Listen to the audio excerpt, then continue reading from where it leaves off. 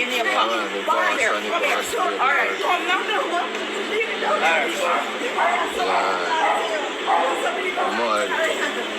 Brand new crib, man. Yeah.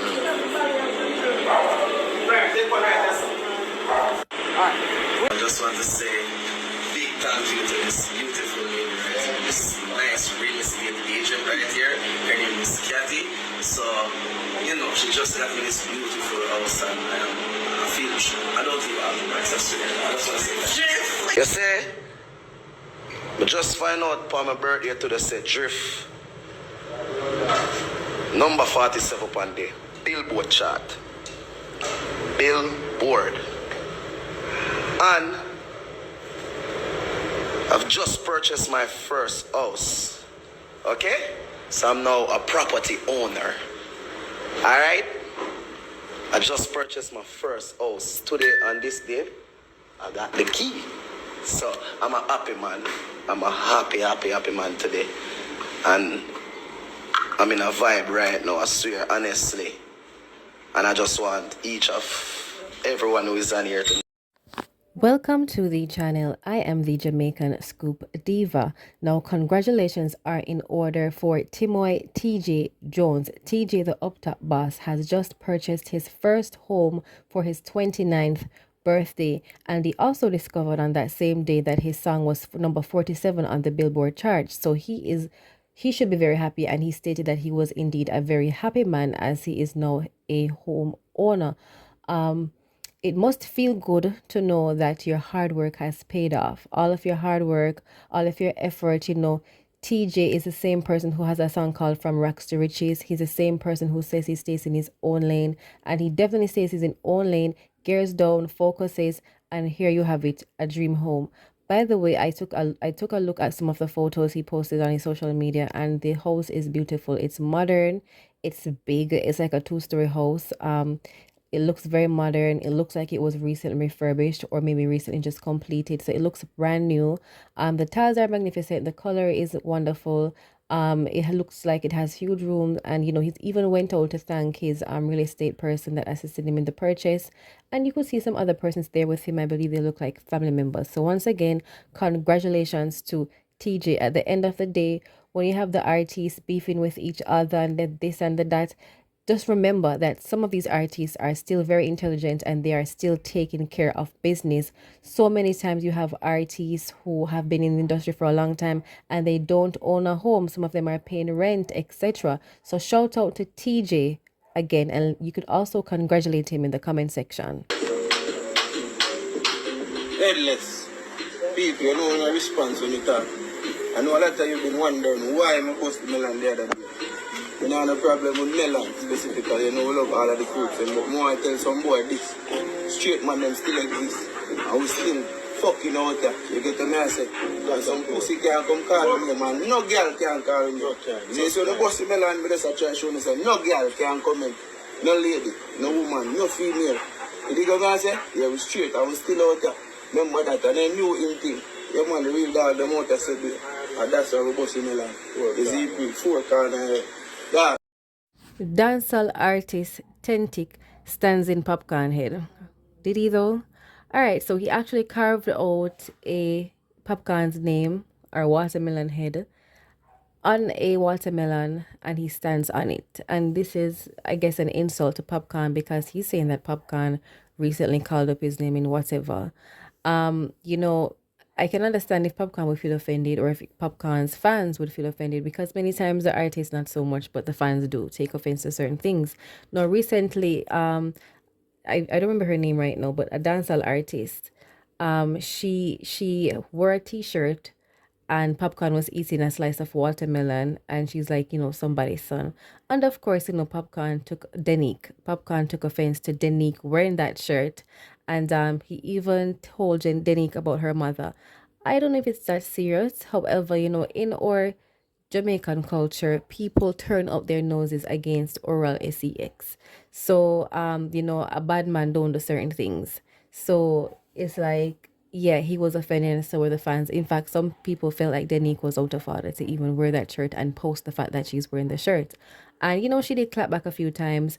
And so here is Tentic basically trolling Popcaan, saying, look here, that's you, but no female can call my name, meaning Tentic's name, on these kinds of things. They can't joke with me like that. They can't play with me like that. And yeah, it's strange that they would use Popcaan. You know, Popcaan, you know, he said he's like he's unruly. He's a bad man, I guess. So, or the image that he portrays. So it's like you're cloning him when you wear that kind of shirt, Danique. I think. So is Tentic wasting his time trying to clap back at Popcaan, or do you think it's an actual means and ways to annoy Popcaan because you know the whole watermelon thing? Let me know what you think in the comment section. About young Shaneil, Yes. who always loved music, Always. always had a passion for music. Always. Singing in church, Yes. like many entertainers do. Granny there. Yes, 100%. God rest her soul. Mommy and daddy.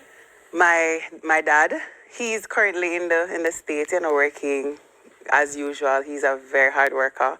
I have to say that. I have to put that out there because, you know, if I can't take one thing from him is that he works very hard to provide for his family and to, you know, to be a father, not just a father figure, but also a real father. But that's And not always something you had. It's not always. No, because it was rough at the start. it was. Yeah. Because, you know, being the hardworking father, he wasn't physically there. So as a female and as his young daughter, there were things that I needed, that he needed him to be more emotionally available for me. But that wasn't possible because he was always working. But, you know, I grew up a bit tough, you know. But tough it out. Even tough girls need their daddy. True. You know? Definitely. Then mom, no. Was another issue altogether. Yes, I did not grow up with her either. I always yearned for her presence though, which led me to live with her when I was in high school. But then she left after that, so it was back to square one. So I didn't really get to mend with her the way I wanted to either. But I definitely, my grandmother and my aunt, because I grew up with my aunt mostly, before she started her family. You know, I was her baby at that time. So I grew up calling her mommy. Bless up my Auntie Teresha, but she's my mommy at heart. Yeah. Definitely. You tried to forge a relationship with your mother. I tried. And it worked for a little bit, ish. Yeah, a little bit. Ish. A little bit. Yeah, but Chanel, you say you got to a place where you realized, and we talked about this a lot, eh? Yep. In Jamaican culture, we have a thing we say is your mother. You must respect your mother. Respect your mother. No matter where your mother, right? No matter what your mother do, you respect your mother. Well, for me, in this time and this age, I need respect as well. Yeah, because it comes with a lot of different factors in a life. And if I don't see that respect, if I know I'm not demanding it, but I know I'm owed it. You know, because a lot of parents, because they're the parents, they think that they should deal with their children a certain type of way, and you're supposed to accept it because it's your parents. But as long as you know that you're treading the right path, you're not being disrespectful, and you're being obedient to a place where you can now set your boundaries with, no matter who they are, could a mother, father, uncle, sister, I don't business who it is, I'm going to set boundaries. And if my boundaries are going to block you out of my life, I'm fine with that. Gospel according to Shaneil, verse 3, number 20. Because in doing that now, miss, you have made a decision. Absolutely. That your mother cannot be a part of your life. No. If she chooses not to be, that's on her. Yeah, but you know, if you have to set boundaries for yourself, just as you know, in the job, they have rules, policies, and certain things and regulations. You have to set policies in your life if you're choosing to grow. You cannot grow somewhere where you're not. No plant not gonna grow if it's not getting the right things to grow. You know, and I see myself as a plant. I have to keep watering myself. I have to keep watering my faith. I have to keep watering my policies and my regulations in my life, and set standards for myself. And those standards doesn't only apply to outside people. You have to set standards with your family, especially, because you may tend to overgive. You may tend to undercare for yourself. Yes, ma'am. Like you will. I'm a person. I'm a people pleaser. And it's a good thing and it's a bad thing. Best and the worst kind. Absolutely. Because we're there for everybody, but when we lean on shoulder, you tilt over and drop on your face. You're the shoulder everybody leans on, so everybody think you don't need a shoulder to lean on, and that's not right. You know, it's not. Now, Shaneil Muir did an interview with Simone Cooper on Sim Sessions, and she revealed that she does not have any kind of relationship with her mother, and she has created boundaries. So, does it mean that she cut off her mother, like, directly cut off her mother, or does it mean that she has boundaries and she's not really openly welcome in her space? In other words, they don't have a relationship where she could call and check in, or she could come to her house uninvited. It's tight because she's saying when she was younger, it was her grandmother and her aunt who raised her, and her mother was not necessarily in her life. And when she tried to reach out to her mother, or she tried to live with her mother in high school, it never worked out, and the mother took no effort into trying to patch the relationship with Shaneil Muir. It is true, as said in the interview, sometimes your parents will offend you and hurt you, and because of the culture, they will say no matter what, it's your mother, it's your father, you should forgive them, which I believe that forgiveness is important. However, the toxicity is something that we can all live without, despite who is coming from, whether it is an outside person or a close direct relative. So I do agree with Shaneil Muir in that aspect.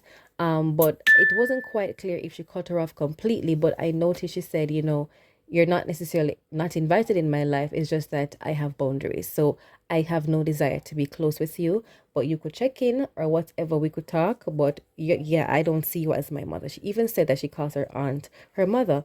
Now, Shaneil Muir's mother did respond on social media. She says, "This is my letter to Shaneil Muir. Dear Shaneil, the little time that I have spent in your life, I appreciate it. It was a gift from Jehovah God. I am not perfect. At least I thought I have done my best. I have never tried to make you uncomfortable, and I always tell you, or I've always told you I love you. The truth is you have changed from my little girl into a beautiful young lady, but without a heart for me. I do not understand why you are angry with me in the worst time of my life when I am sick. I don't want anything from you. I just want you to be happy. On this note, I will oblige to your request by staying away from you. I do this publicly because you addressed me publicly in your interview. You said you have finally found peace in the circumstances that you have pushed me out of your life. I wish you all the best on your journey without me. I love you." Now, it is interesting that she's saying she does not understand why Shaneil Muir is angry with her. Sometimes when children are treated that way, they bring in their resentment into adulthood. But in Shaneil's Muir case, it might not be resentment, it might be disappointment, and it might be a trauma that she is unwilling to reopen because she doesn't trust her mother. Meaning, if Shaneil Muir opens up to his mother, what is not to say that Shaneil's mother will walk away again? And so she have decided to close that door in terms of trying to beg the mother for attention. And that is what she means at peace, meaning she's not struggling with the fact that my mother wasn't there for me. She has accepted that fact and has moved on with her life. Now she's saying, why would you be angry with me at the worst time of her life when she's sick? Regardless of being sick, that does not undo the past, in my opinion. You being sick does not mean Shaneil Muir wasn't traumatized. She already stated in the interview that her father was not really present in her life for certain kinds of emotional support, and clearly neither was the mother. So that must be quite difficult. And sometimes these kinds of trauma travel into a young child's adulthood and influences their decisions they make in their lives and the choices they make.